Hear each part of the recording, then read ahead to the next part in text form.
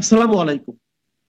প্রিয় দর্শক, অন্য মঞ্চের আলাপ চাইতায় আপনাদের সকলকে আমন্ত্রণ জানাচ্ছি। ৭১-এর মুক্তিযুদ্ধ শুরু হতে 10 মাস সময় নিয়েছিল। শুরু হওয়ার পর শেষ হতে অবশ্য দেরি হয়নি, কিন্তু শুরু হতে কেন 10টা মাস সময় লেগেছিল? কারণ ৭১-এর মার্চেই যদি ঝাঁপিয়ে পড়তো ভারত, তাহলে বিশ্বের কাছে ভারতের পরিচিতি হতো যুদ্ধবাজ দেশ এবং সাম্রাজ্যবাদী দেশ হিসেবে। কারণ পাকিস্তানের ভূমি দখল করতে যুদ্ধে নেমেছে ভারত, এটাই মনে করত সারা দুনিয়া।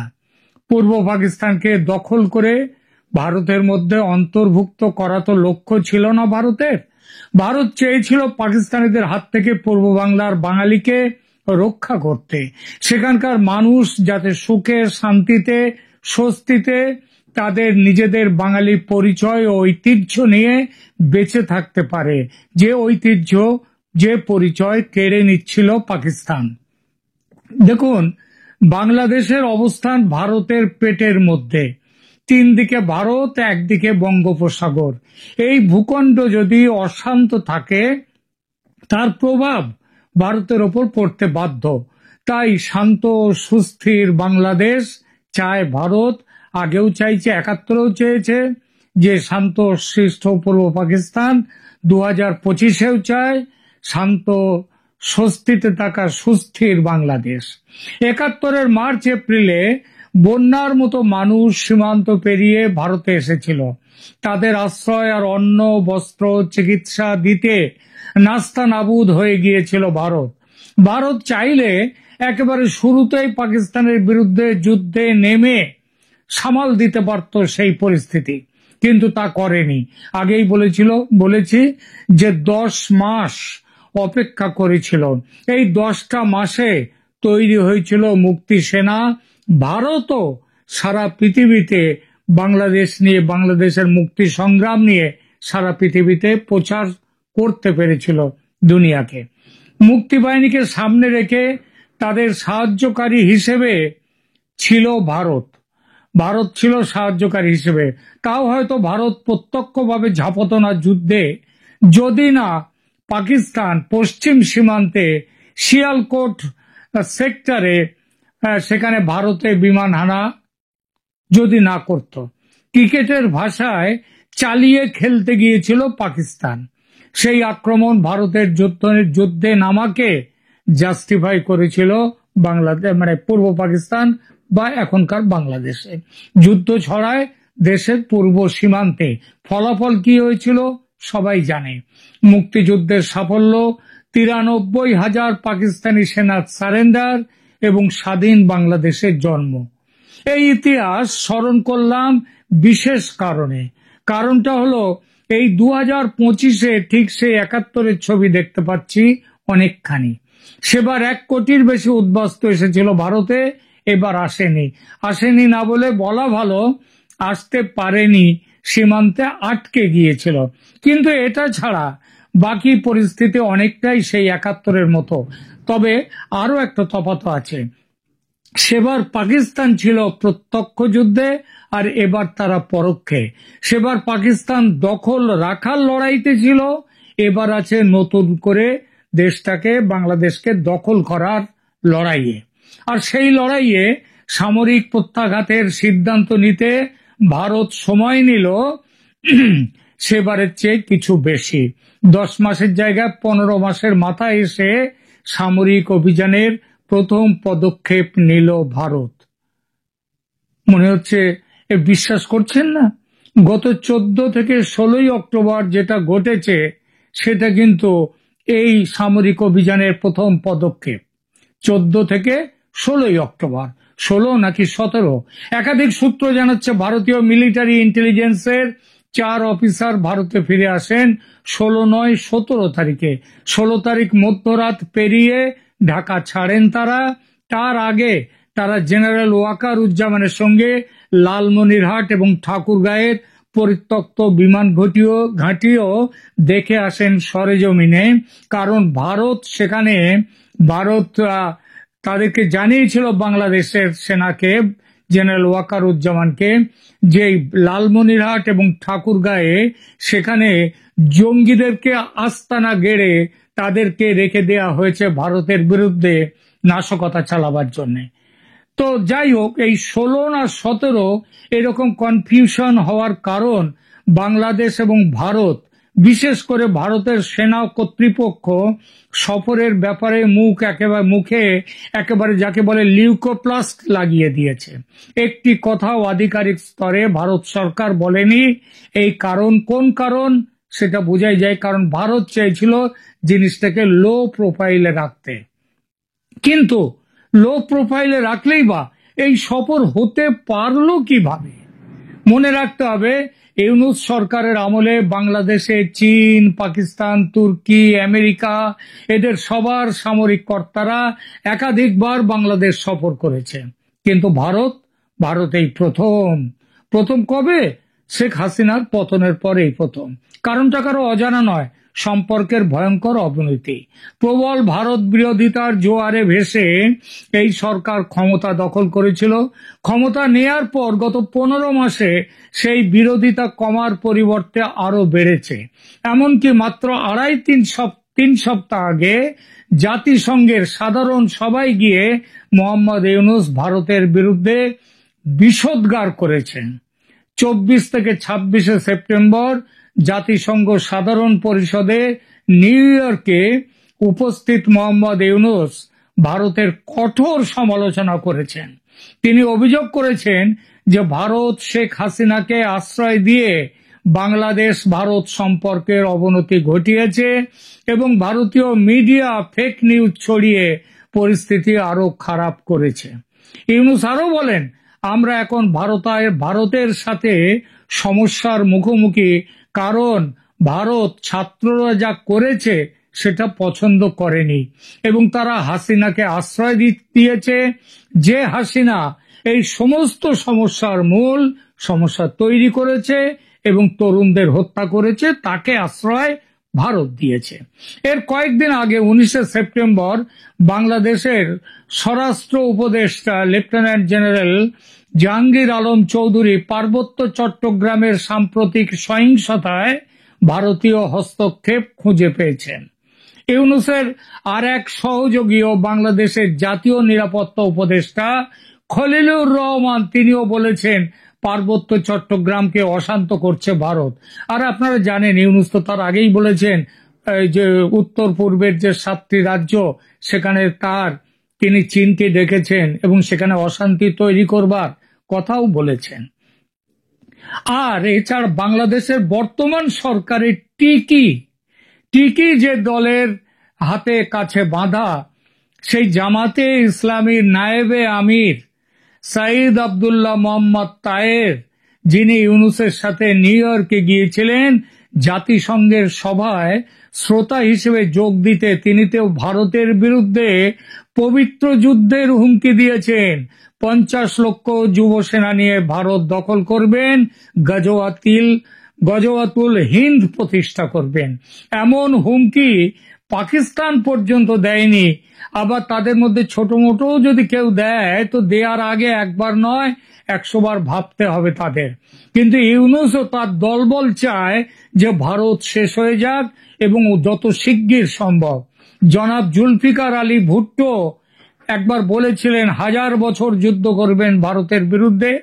সেই 1000 বছর কেন, তারপরে বছর না ঘুরতেই তাকে ফাঁসি কাটে ঝুলতে হয়েছিল। আর এরা, এই বাংলাদেশের এই যে দলবল ইউনূস অ্যান্ড কোম্পানি, এরা তার চেয়েও সরেস। এই পরিস্থিতিতে বলা যায় 71-এ ভারতের সামনে ছিল শত্রু পাকিস্তান, আর 2025-এ ভারতের শত্রু বাংলাদেশ নয়, শত্রু বর্তমানের বাংলাদেশি শাসক গোষ্ঠী মোহাম্মদ ইউনূস ও তার সম্প্রদায়। ভারত বুঝে গেছে শেষ ধাক্কা না দিলে এই সরকার ছলে বলে কৌশলে নির্বাচন স্থগিত রাখবে, ক্ষমতা আঁকড়ে পড়ে থাকবে ও গজওয়াতুল হিন্দ প্রতিষ্ঠার স্বপ্নে বিভোর হয়ে ভারতে নাশকতা ছড়াবে, শান্তি ক্ষুণ্ণ করবে ভারতের।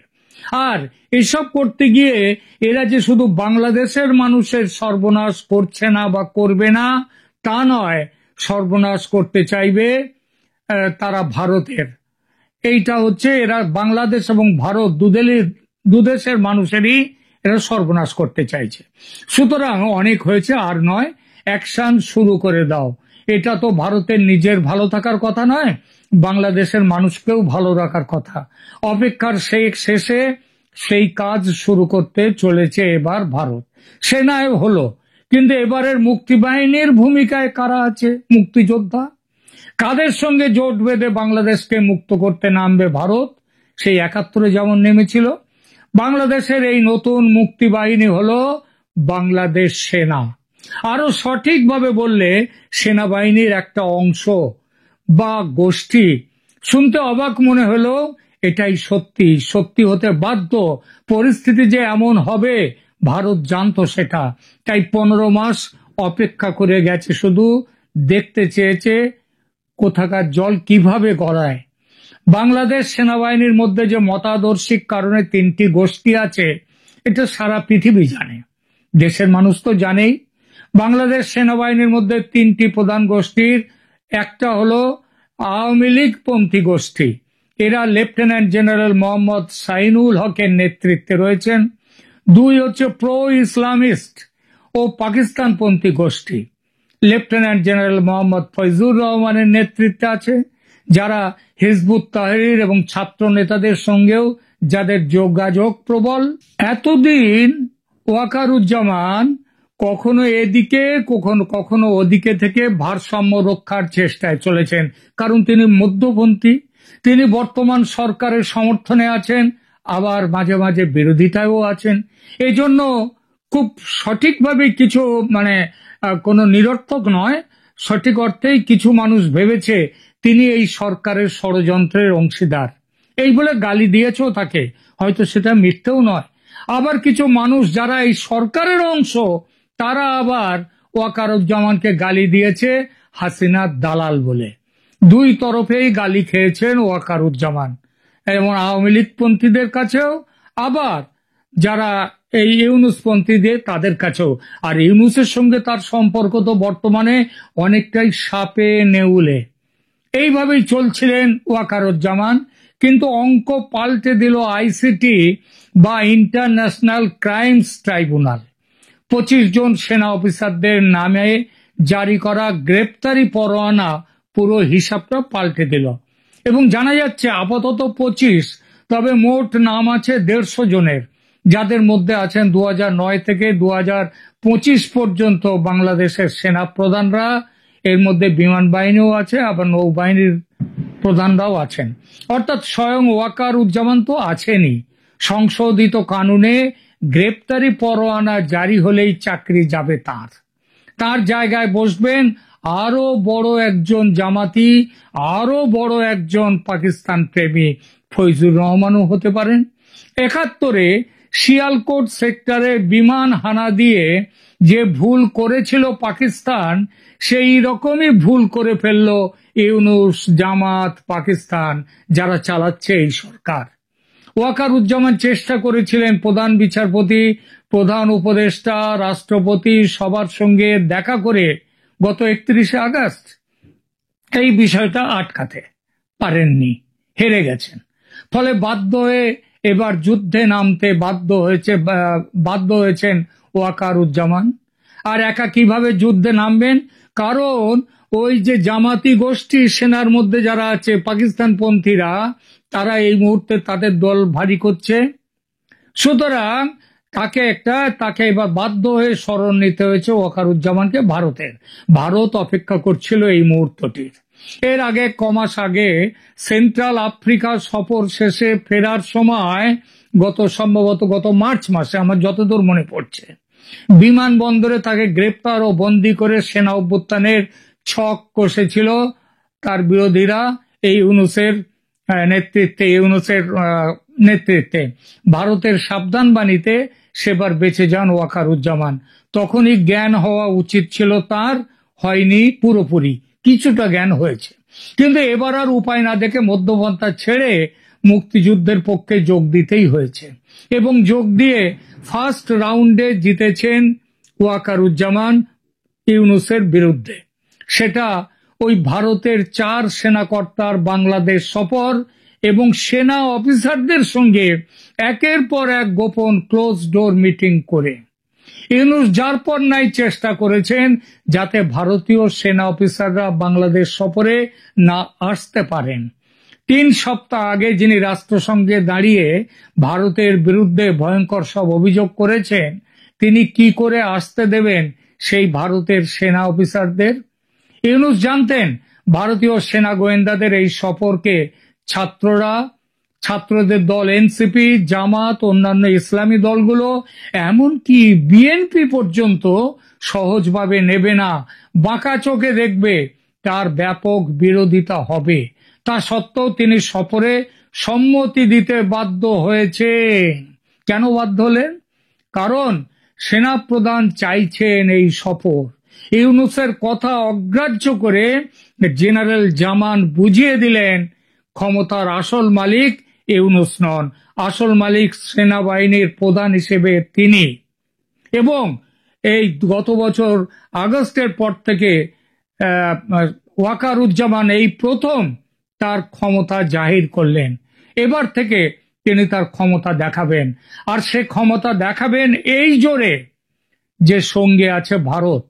জেনারেল জামান জানেন পাকিস্তান আইএসআই এর প্রভাব রুখতে হলে, জামায়াতের গোঁড়া ইসলামী শাসন ব্যবস্থার হাত থেকে দেশকে রক্ষা করতে হলে, মুক্তিযুদ্ধের চেতনাকে বাঁচাতে হলে ভারতের সাহায্য তাকে নিতেই হবে, মধ্যপন্থা কিছু নেই।